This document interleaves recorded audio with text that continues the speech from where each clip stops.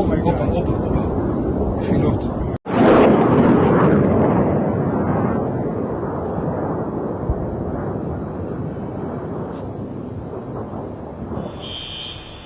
ולכן אני מבקש מכם שוב להישמע בקפדנות. That's why I'm once again asking you to strictly follow the guidelines of the Homefront Command. It's very possible that you will need to stay in protected spaces for an extended period of time, much longer than we've been used to until now. Please make sure to stock up, as I'm sure you're already doing, with supplies, food, clothing, and more. But above all, stock up on patience, on faith in the justice of our cause, and in confidence in our victory.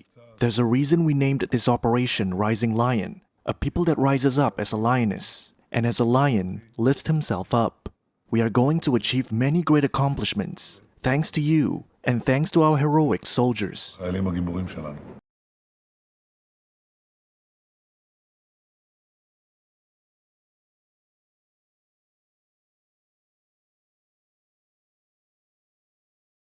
نیمه شب گذشته شاهد تجاوز وحشیانه رژیم جنایتکار صهیونیستی به تهران و شهرهای دیگر از کشور بودیم که منجر به شهادت تعدادی از کودکان و زنان، جمعی از شهروندان بیگناه، فرماندهان نظامی و دانشمندان هسته‌ای شد.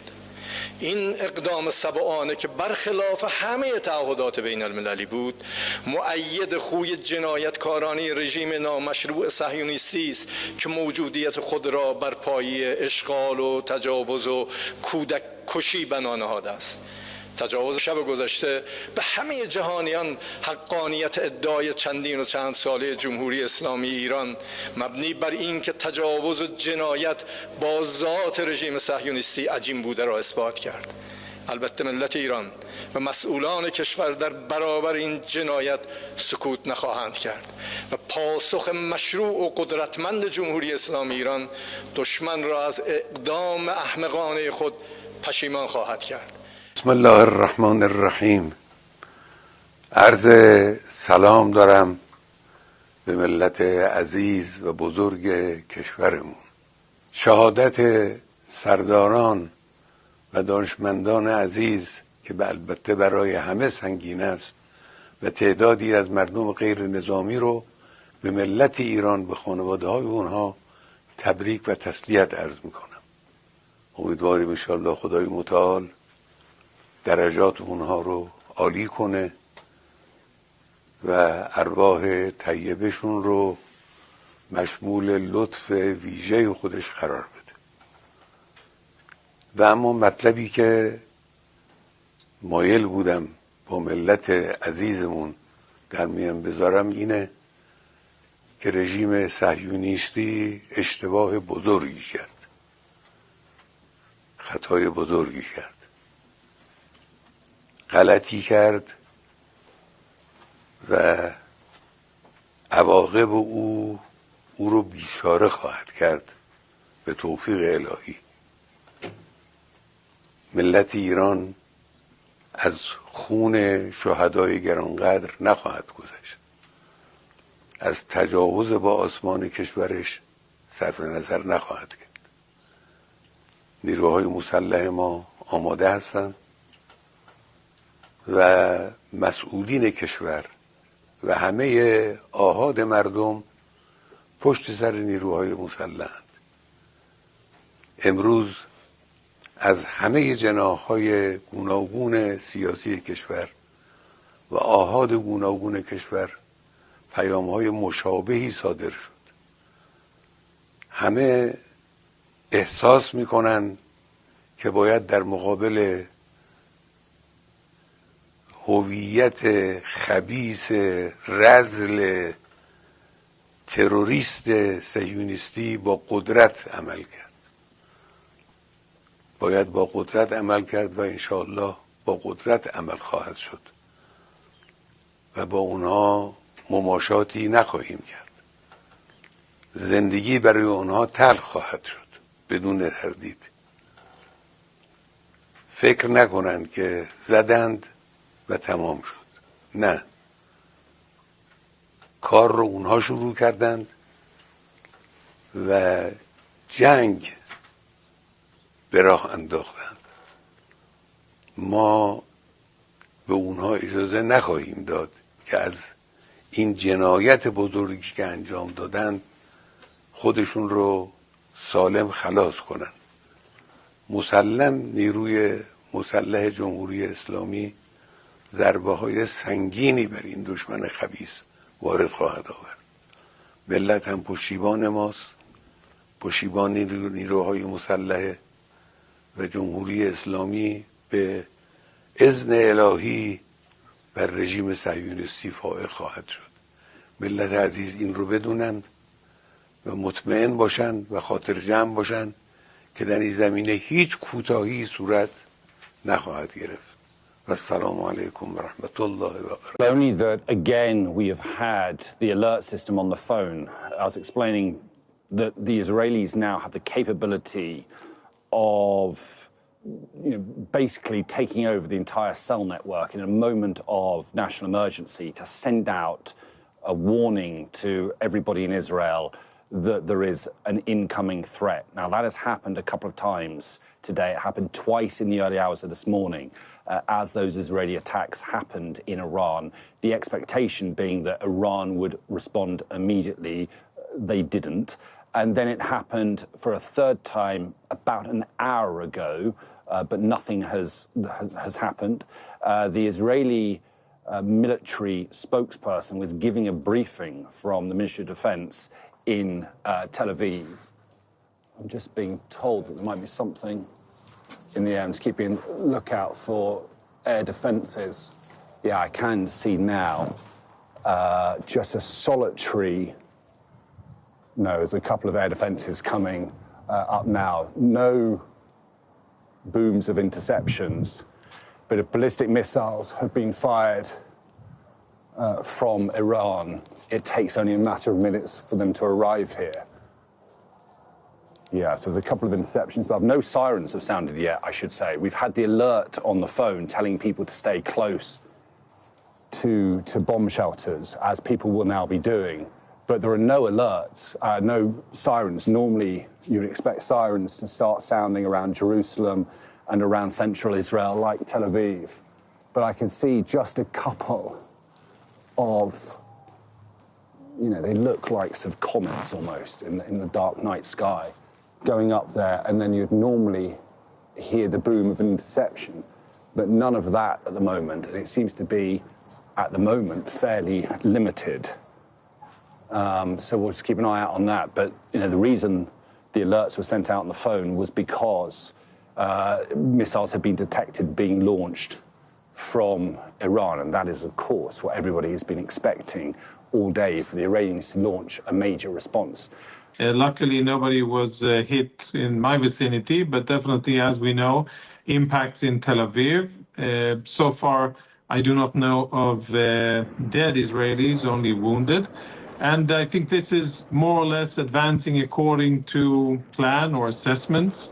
I think it was anticipated from yesterday that the Iranians would do what they are doing now, to fire massive amounts of ballistic missiles towards what they claim is military targets, and that may be the case, but effectively hitting civilians. And where this leaves us, I think, is with now perhaps the ball coming back into the Israeli court, and Israel having the option to decide whether to expand the target bank that Israel has been attacking so far, which so far has been limited to military personnel, and people related to the nuclear weapons program and nuclear facilities. Israel, of course, can expand that to national infrastructure and to other things. And I think that what Minister Katz is insinuating here is in that direction. I'm not sure that decision has yet been made by Israel. It's still early minutes. And it depends on how many casualties and what kind of damage we'll see in Israel, and how many more missiles the Iranians will fire.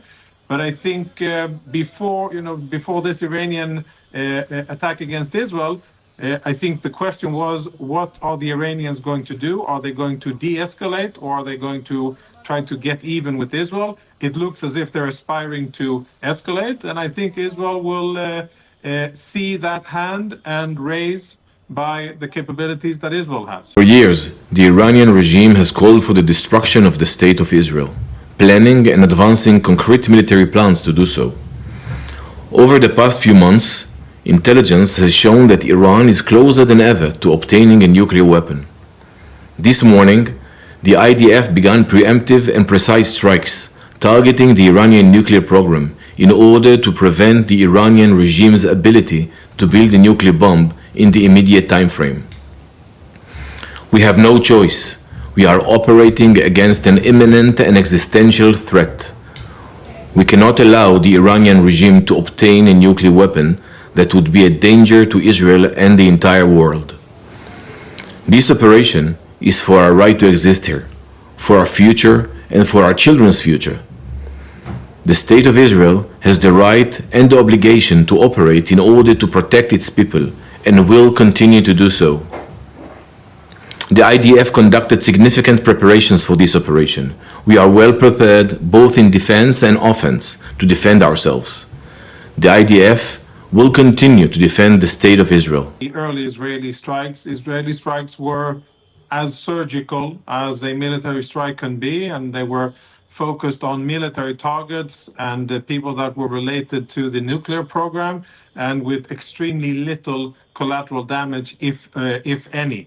Of course, the IDF won't be, wasting ammunition on causing wanton destruction in Iran.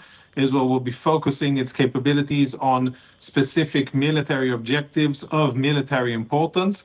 But what I think here is that where it's leaning is that this could lead us into Israel now starting to attack infrastructure that is of national importance and perhaps related to the economic capabilities of the Islamic regime. And perhaps that is what Minister Katz is kind of paving the way for. Now, let's be honest here. If we look at the balance of capabilities as they have been displayed so far in this encounter, as Colonel Layton also spoke about, there isn't parity. Israel has air defenses, and Israel has been proven its capacity to peel away Iranian air defenses and is operating in Iranian airspace now with extremely limited restrictions. And that is no small thing, and I think the Iranians are aware of it.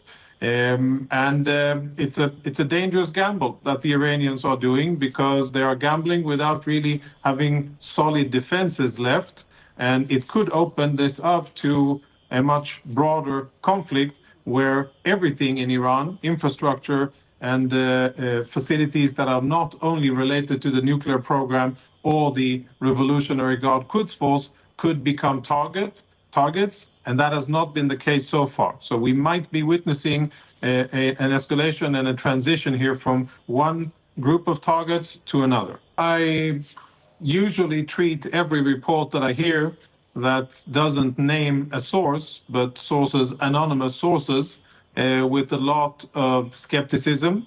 Having said that, judging by the results of the amount of senior Iranian military and nuclear officials that were obviously unaware of the threat that they were under and were eliminated by Israel, it would indicate that there has indeed been a very successful deception of the Iranians, and that the Iranians were led to believe that they are safe and that they can continue to develop nuclear weapons, that they can continue to fund terror organizations and continue to aspire for the destruction of the State of Israel, when in fact Israel was preparing and eventually executed quite a successful military strike on them. I think that the Iranians have still enough missiles and capabilities to fire. The good thing is that we have almost minute level details. The amount of minutes before impact, we have that based on the radars and the other sensors that we have. So we go to shelters according to the Home Front Command orders and directives, and we go out when they tell us that it's safe. That's also a level of, investment in public safety and security that the State of Israel has done in order to protect its civilians, and I think that is commendable.